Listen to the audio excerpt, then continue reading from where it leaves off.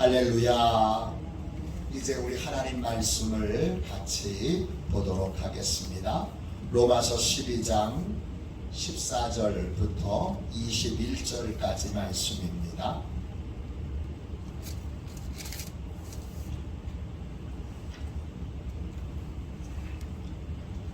로마서 12장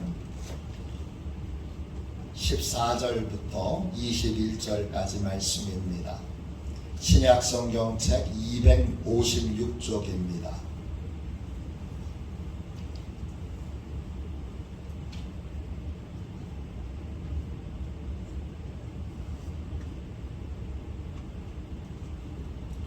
로마서 12장 14절부터 21절까지 우리 같은 목소리로 함께 귀한 말씀을 읽도록 하겠습니다. 같이 함께 읽겠습니다. 너희를 박해하는 자를 축복하라. 축복하고 저주하지 말라. 즐거워하는 자들과 함께 즐거워하고 우는 자들과 함께 울라. 서로 마음을 같이하며 높은 데 마음을 두지 말고 도리어 낮은 데 처하며 스스로 지혜 있는 채 하지 말라. 아무에게도 악을 악으로 갚지 말고 모든 사람 앞에서 선한 일을 도모하라. 할 수 있거든 너희로서는 모든 사람과 더불어 화목하라. 내 사랑하는 자들아, 너희가 친히 원수를 갚지 말고 하나님의 진노하심에 맡기라. 기록되었으되 원수 갚는 것이 내게 있으니 내가 갚으리라고 주께서 말씀하시니라. 내 원수가 줄이거든 먹이고 목마르거든 마시게 하라. 그리함으로 내가 숯불을 그 머리에 쌓아 놓으리라. 악에게 지지 말고 선으로 악을 이기라. 아멘. 할렐루야. 이제 다 저를 보십시오. 우리 2층에서 예배 드리시는 분들, 또 3층에서 예배 드리시는 분들 한 주간 동안 잘 지내셨지요? 코로나가 창궐하여 많은 어려움이 있지만 끝까지 믿음으로 승리하고 또 하나님이 행하실 복된 일들을 준비하시는 성도들이 되시기를 축원합니다. 그리스도인의 세 가지 생활 원칙, 그리스도인의 세 가지 생활 원칙, 이런 제목으로 함께 은혜를 나누겠습니다.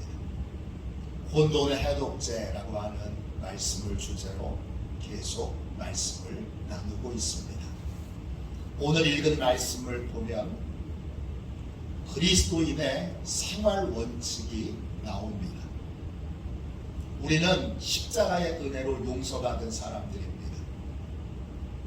용서받은 사람들은 하나님의 뜻을 이루는 새로운 삶을 살아야 합니다. 그 새로운 삶이란 구체적으로 어떤 것입니까?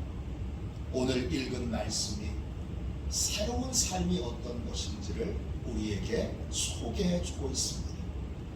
그 원칙은, 모든 원칙은 여러분 간단하고 단순해야 합니다. 오컴의 면도날이라고 하는 말이 있습니다. 오컴은 13세기 영국의 논리학자이고 또 성프란체스코 수사였습니다. 그런 규칙은 적으면 적을수록 좋고 규칙은 단순하면 단순할수록 효율적이다 라고 하는 그러한 주장을 하게 됩니다. 그래서 가능한 한 최소한의 규칙을 남기고 세우는 것을 오컴의 면도날이라고 부릅니다. 이 원칙에 따라 오늘 읽은 말씀을 그리스도인의 생활 원칙으로 정리해 보면 간단하게 세 가지로 정리할 수 있습니다. 새로운 그리스도인의 삶은 어때야 하느냐? 그리스도인의 생활 원칙은 딱 세 가지입니다. 첫 번째, 은혜의 빚은 반드시 갚으라. 둘째, 악을 악으로 갚지 말라. 셋째, 선으로 악을 이기라. 이번 주부터 이 세 가지 그리스도인의 생활 원칙을 하나씩 살펴보도록 하겠습니다. 오늘 첫 번째, 함께 나눌 원칙은 은혜의 빚은 반드시 갚으라 입니다. 우리는 은혜의 빚을 진 사람들입니다. 우리는 십자가의 은혜로 죄사함을 받았습니다. 나의 공로나 나의 노력이 아닙니다. 오직 십자가의 계속의 은혜로 용서받았기에, 은혜로 용서받은 사람은 무엇을 하든지 은혜에서 삶을 시작해야 합니다. 출애굽기 29장에 보면 대제사장의 임명식이 나옵니다. 임명식은 7일 동안 계속되고 예배를 3번이나 드립니다. 그때 마지막 예배를 드릴 때 모세가 제사장인 아론과 아론의 아들들의 귓볼과 오른쪽 귓볼과 또 오른쪽 엄지와 오른손 엄지와 오른발 엄지에 양의 피를 발라줍니다. 출애굽기 29장 20절입니다. 너는 그 순양을 잡고 그것의 피를 가져다가 아론의 오른쪽 귓뿌리와 그의 아들들의 오른쪽 귓뿌리에 바르고 그 오른손 엄지와 오른발 엄지에 바르고 그 피를 제단 주위에 뿌리고 그랬습니다. 여기에 피를 바릅니다. 오른손 엄지에 또 피를 바릅니다. 오른발 엄지에 피를 바릅니다. 이게 뭡니까? 무엇이든지 은혜로 시작하라는 것입니다.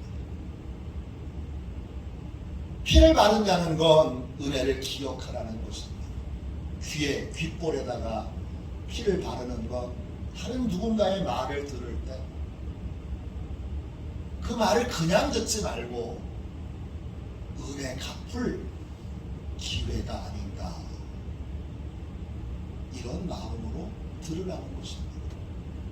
어떤 일을 행할 때 이것이 하나님께서 베풀어 주신 은혜를 갚을 기회가 아닌가 생각하고 행동하라는 것입니다. 어떤 곳을 갈 때 그곳에서 하나님의 은혜를 갚을 것이 없는가 살펴보라는 것입니다. 우리는 십자가의 은혜로 용서받은 사람들입니다. 그러니까 우리는 그냥 아무것도 없는 곳에서 삶을 시작한 사람이 아니라 은혜 받았기에 은혜에서, 십자가의 은혜에서 모든 것을 시작해야 하고, 은혜로 구원받고 하나님의 자녀가 됐으니까 언제든지 은혜를 갚는 삶을 살아야 합니다. 그럼 구체적으로 어떻게 하나님의 은혜를 갚습니까? 오늘 본문 말씀이 3가지로 우리에게 소개해주고 있습니다. 어떻게 은혜를 갚아야 합니까? 첫 번째, 기뻐하는 자들과 함께 기뻐하는 것을 은혜를 갚아야 합니다. 오늘 말씀 로마서 12장 15절 앞부분을 읽겠습니다. 15절입니다. 즐거워하는 자들과 함께 즐거워하고. 하나님의 은혜는 하나님께 직접 갚는 것이 아닙니다. 하나님은 우리의 도움이 필요가 없으십니다. 하나님은 하나님께 받은 은혜를 사람들에게 대신 갚으라고 명령하십니다. 그 은혜를 갚아야 될 사람들이 구체적으로 누구냐? 구원받은 다음에 하나님이 만나게 해주시고 맺어주신 교회와 성도들입니다. 교회와 성도들, 그들에게 은혜를 갚아야 합니다. 어떻게 은혜를 갚습니까? 대표적인 은혜 갚는 비결이 성도들에게 기쁜 일이 생기고 좋은 일이 생기고 행복한 일이 생기면 함께 기뻐하는 것입니다. 여러분은 어떻습니까? 함께 기뻐하고 계십니까? 성도들과 함께 기뻐하는 사람들이 있으면 언제나 찾아가서 함께 박수치면서 환호하면서 즐거워하면서 감사하면서 함께 기뻐하고 계십니다. 유대인들이 성경을 묵상하며 만든 책이 탈무드입니다. 탈무드에 보면 우리 마음을 병들게 하는 세 가지 마음의 암덩어리를 소개하고 있습니다. 그 세 가지 암덩어리가 비교, 불평, 비난입니다. 이 암덩어리가 우리 마음에 있으면 우리는 기뻐하는 자들과 함께 기뻐하지 못합니다. 가인은 동생 아벨의 예배가 하나님께 받아들여졌는데 그걸 기뻐하지 못합니다. 가인은 자신의 예배가 하나님께 거절당했을 때 좌절했지만 그거 견뎌낼 수 있었습니다. 그런데 자신의 예배는 받아들여지지 않았는데 동생의 예배는 받아들여졌다는 말을 들었을 때, 이 사실을 알았을 때 가인은 분노를 참지 못하고 동생을 살해합니다. 가인은 비교의식 때문에 동생을 질투했고 증오했고 살해했습니다. 가인의 마음에 있던 비교라고 하는 암덩어리가 함께 기뻐하는 삶을 살지 못하게 만들었습니다. 사울 왕도 마찬가지입니다. 다윗이 골리앗을 물리치고 블레셋과의 전투에서 승리했을 때 사울 왕은 함께 기뻐하지 못합니다. 왜냐? 여자들이 부르는 노래 때문입니다. 사무엘상 18장 7절입니다. 여인들이 뛰놀며 노래하여 이르되 사울이 죽인 자는 천천히요 다윗은 만만이로다 한지라. 그렇습니다. 전쟁에서 승리하면 모든 자들의 승리고 또 총책임자가 사울 왕이니까 사울 왕의 승리인데도 사울 왕은 승리한 것을 함께 기뻐하지 못합니다. 왜냐? 다윗과 비교하는 여인들의 노랫소리에 마음이 상했기 때문입니다. 마음이 상한 사울 왕은 그때부터 같은 편인 다윗에게 끊임없이 싸움을 겁니다. 블레셋과 싸워야 되는데 다윗과 싸우는 사람이 됩니다. 그는 다윗이 계속 전쟁에서 승리하면 승리할수록 마음이 불편해집니다. 누가복음 15장에 보면 탕자의 비유 중에 큰아들이 나옵니다. 동생이 돌아왔는데 기뻐하지 못합니다. 아버지가 동생을 위하여 큰 잔치를 베풀었는데 그 잔치에 들어가지 못합니다. 죽었던 동생이 살아왔는데 함께 기뻐하지 못합니다. 왜 그렇습니까? 누가복음 15장 29절 30절입니다. 내가 여러 해 아버지를 섬겨 명을 어김이 없거늘 내게는 염소 새끼라도 주어 나와 내 벗으로 즐기게 하신 일이 없더니 아버지의 살림을 장기들과 함께 삼켜버린 이 아들이 돌아오매 이를 위하여 살진 송아지를 잡으셨나이다. 큰아들이 죽었던 동생이 살아 돌아온 것을 함께 기뻐하지 못했던 이유도 역시 비교의식 때문입니다. 비교의식은 모든 은혜를 파괴하고 모든 감사를 망가뜨립니다. 비교의식을 품고 불평하고 비난하게 되면 성도들과 함께 기뻐하는 삶을 살지 못합니다. 기뻐하는 자들과 함께 기뻐하려면 마음의 암덩어리를 제거해야 합니다. 어떻게 해야 이 마음의 암덩어리, 비교, 불평, 비난을 제거할 수 있을까요? 이걸 제거할 수 있는 유일한 길은 딱 하나입니다. 사랑을 키우는 것입니다. 십자가의 사랑으로 사랑을 키우는 것입니다. 사울 왕이 다윗과 비교하여 다윗을 질투할 때 신기하게도 사울 왕의 아들이었던 왕자 요나단은 다윗을 질투하지 않습니다. 여인들이 사울과 다윗을 비교하는데 요나단은 언급조차 하지 않습니다. 왕자 요나단은 여인들에게 언급도 되지 않습니다. 더 기분 나쁘지 않습니다. 그런데 요나단은 다윗을 질투하지 않습니다. 다윗의 승리를 진심으로 기뻐합니다. 사실 왕위를 놓고 보면 사울 왕은 이미 왕이 된 사람이니까 경쟁자가 아닙니다. 이 요나단은 다윗과 경쟁하는 입장인데 요나단은 단 한 번도 다윗을 질투하거나 미워하지 않습니다. 다윗이 승리하면 축복하고 축하하고 기뻐하고 그리고 제일 먼저 달려가서 그가 승리한 것들을 함께 기뻐해 줍니다.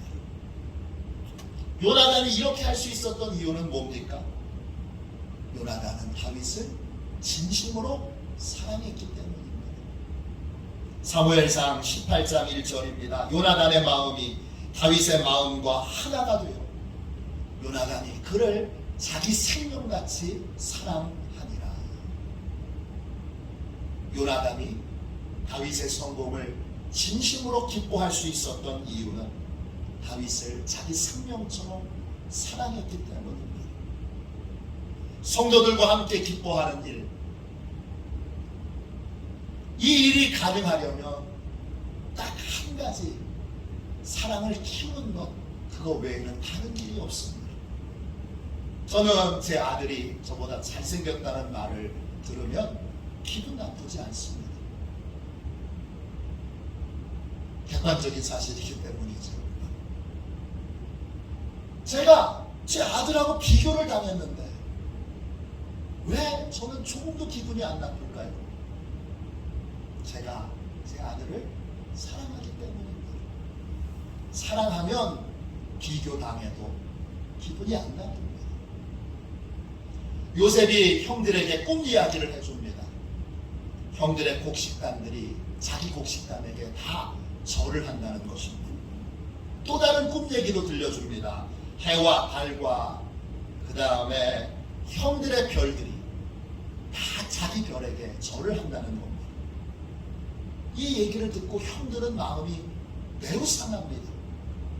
그래서 저놈 죽여버려야지 이런 생각을 갖습니다. 그런데 아버지 야곱은 마음이 상하지 않습니다.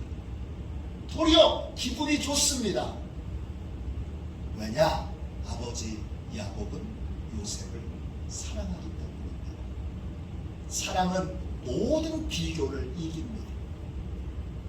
하나님의 은혜를 받은 성도들은 기뻐하는 자들과 함께 기뻐하는 삶을 살아야 합니다.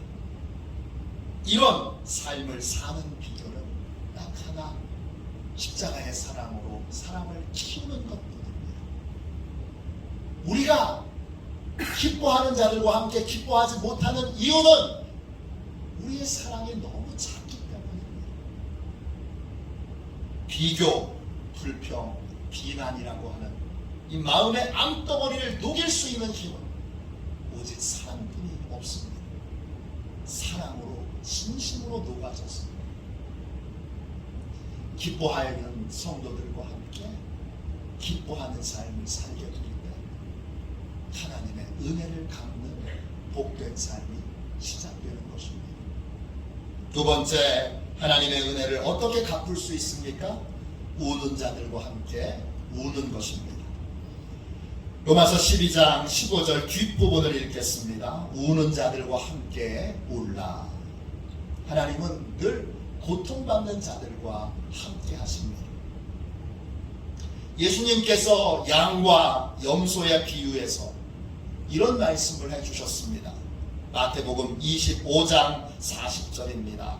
너희가 여기 내 형제 중에 지극히 작은 자 하나에게 한 것이 곧 내게 한 것이니라. 형제 중에 지극히 작은 자, 그 사람에게 행한 선행은 하나님께 한 것입니다.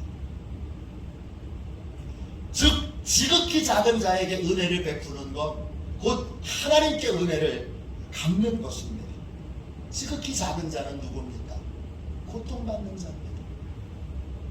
고통받는 자와 함께 고통을 나누는 것, 우는 자들과 함께 그 자리에서 같이 울어주는 것, 그것이 바로 하나님의 은혜를 갚는 일입니다. 워싱턴 주의 휘트워스 대학교에서 철학을 가르치는 제럴드 시처 교수가 쓴 차이를 넘어선 사랑이라고 하는 유명한 책이 있습니다. 이 책에 제럴드 시처가 교회의 위대함을 자신이 경험한 걸 간증합니다. 1991년도 제럴드 시처 가족들은 인디언 마을을 탐방하고 돌아오다가 교통사고를 당합니다. 음주운전을 하는 운전자가 시속 120km 반대편 차선에서 이제 중앙선을 넘어서 정면으로 달려와서 두 차가 충돌을 했습니다. 120km로 정면으로 충돌한 그 차에 제럴드 시처의 가족들이 타고 있는데 그 자리에서 아내와 어머니와 큰딸이 즉사를 합니다. 한 사람 한 사람이 바로 그 자리에서 아무 손도 쓸 수 없는 사이에서 목숨이 끊어지는 것, 제럴드 시처가 보게 됩니다. 이 사고로 시처와 나머지 자녀들은 깊은 절망에 빠집니다. 목사였고 또 철학자였던 제럴드 시처는 쉽게 해결되지 않는 신앙의 질문을 가지고 미쳐버릴 것 같은 절망 가운데 빠져버립니다. 왜? 라는 수많은 질문을 갖고 깊은 절망의 심연 속으로 들어갑니다. 이때 교회 성도들이 시처와 시처의 자녀들을 그냥 내버려 두지 않습니다. 시처의 막내 아들은 이 교통사고로 골절상을 입습니다. 막내 아들이 깁스를 하고 치료를 받는 기간 내내 성도들이 번갈아 가면서 조를 짜서 매일 막내 아들과 함께 있어 주었습니다. 성도들은 힘을 모아서 일주일에 두세 번씩 음식을 가지고 시처의 집을 방문해서 냉장고에 새로운 음식을 넣어주고 그리고 집안 청소를 해주었습니다. 또 교회 성도들이 수많은 편지와 기도 카드로 시처의 갈기갈기 찢어진 마음을 위로해 주었습니다. 교회에서 각종 기도회 때 제발 우리 시처 목사님을 그리고 나머지 가족들을 하나님이 은혜의 손으로 붙잡아 달라고, 눈물로 성도들이 기도했습니다. 청년부, 중고등부 학생들도 시처의 집에 정원에 와서 풀을 뽑기도 하고 잔디를 깎아주기도 했습니다.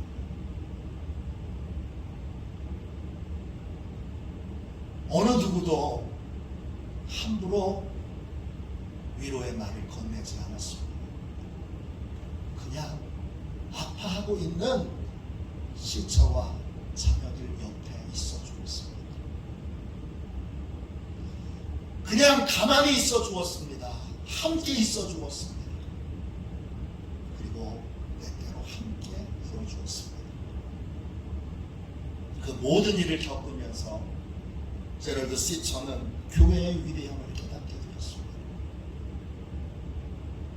교회가 해야 되는 가장 위대한 일, 성도들이 해야 되는 가장 위대한 일은 우는 자들과 함께 울어주는 것입니다. 그 위대한 성김으로 제럴드 시처는 해결되지 않는 수많은 의문점들 가운데에도 다시 일어설 수 있었고, 그의 위대한 참 하나님의 뜻이라고 하는 명작 중의 명작을 만들어낼 수 있었습니다. 하나님의 은혜를 입은 사람은 우는 자를 모른 척하고 그냥 지나치면 안 됩니다. 우는 자는 하나님의 은혜를 갚아야 될 대상들입니다. 하나님의 은혜를 입었으면 반드시 우는 자들과 함께 울어야 합니다. 그들이 혼자 고통을 당하고 혼자 외로워 비명을 지르지 않도록 그들과 함께 있어 주어야 합니다. 그것이 은혜를 갚는 것입니다. 마지막 세 번째로 하나님의 은혜를 어떻게 갚을 수 있습니까? 존중하는 마음으로 사람을 대해야 합니다. 로마서 12장 16절 보세요. 서로 마음을 같이하며 높은 데 마음을 두지 말고 도리어 낮은 데 처하며 스스로 지혜 있는 채 하지 말라. 하나님의 은혜를 받은 사람은 하나님이 만나게 해주신 성도들, 교우들, 그들과 마음을 같이 해야 합니다. 마음을 같이 하려면 교만을 버려야 합니다. 내가 저들보다 낫다, 이런 생각을 버려야 합니다. 내가 다른 사람보다 낫다고 생각하면 무례해지고 함부로 판단하고 함부로 정죄합니다.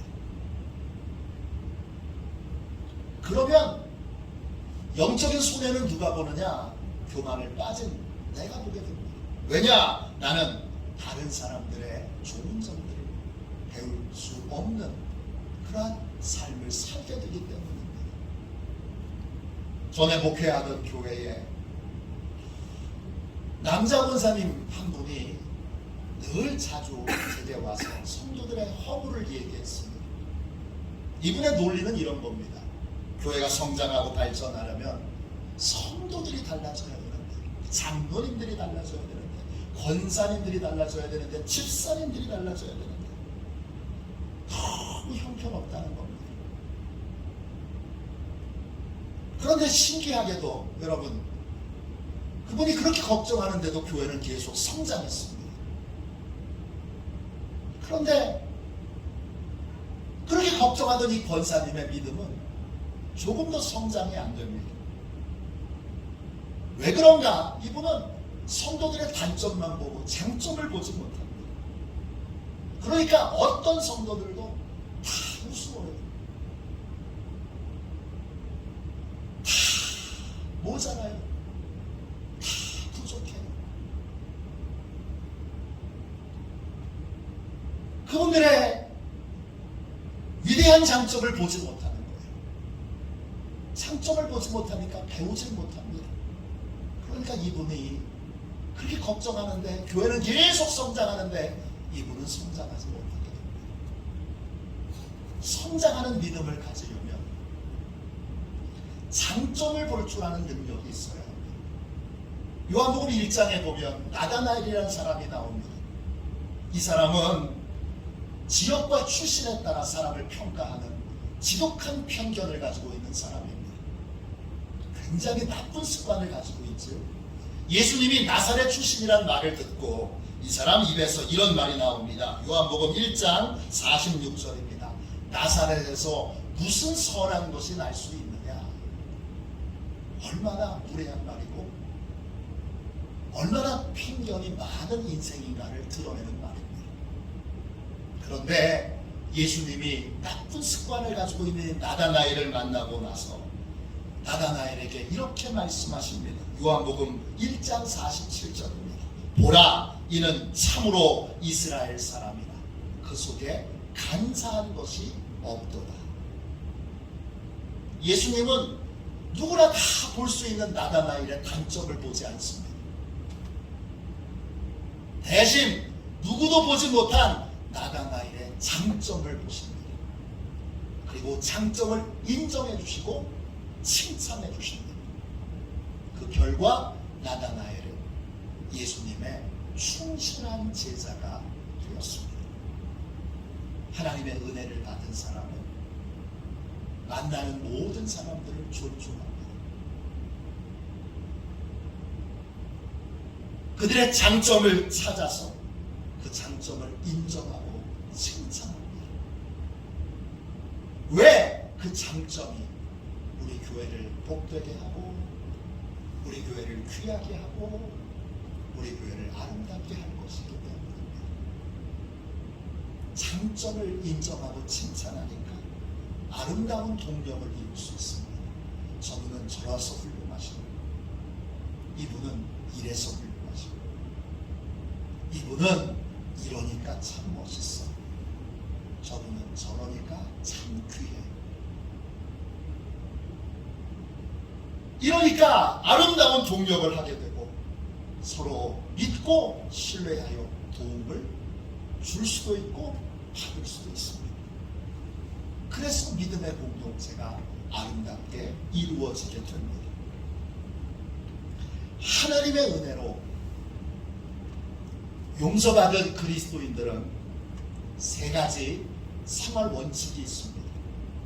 그 중에 첫 번째 원칙은 은혜는 반드시 갚는다는 것입니다. 은혜는 하나님께 받았지만 받은 은혜를 갚는 건 사람에게 갚아야 합니다. 하나님이 만나게 해주신 사람들 갚는 방법은 함께 기뻐하고 함께 우는 겁니다. 기뻐하는 자들과 함께 기뻐하고 우는 자들과 함께 우는 것입니다. 교회가 이 기능이 이 역할이 가능해질 때 진짜 교회일 수 있습니다. 그리고 하나님이 만나게 해주신 분들을 존중하여 그분의 장점을 인정하고 칭찬하고 격려해야 합니다. 그렇게 함으로 내가 섬기는 교회를 아름다운 믿음의 공동체로 세워가는 것이 바로 하나님께 은혜 갚는 길입니다. 저와 여러분이 이제 하나님이 은혜를 베풀어 주셨습니다. 이 은혜를 교회 성도들에게 갚으십시오. 함께 기뻐하면서 갚으십시오. 함께 울면서 갚으십시오. 존중하여 인정하고 칭찬하여 함께 도움을 주고받음으로 갚으십시오. 이 아름다운 은혜 갚는 그러한 축복의 역사가 여러분을 통하여 우리 교회 안에 풍성하게 이루어지기를 주님의 이름으로 축원합니다. 축원합니다. 우리 449장 1절만 우리 한번 찬양하고 우리 첫 번째 원칙 은혜의 빚은 반드시 갚는다. 이 원칙에 따라 삶을 살기로 결단하며 성령님께 도움을 구하는 기도를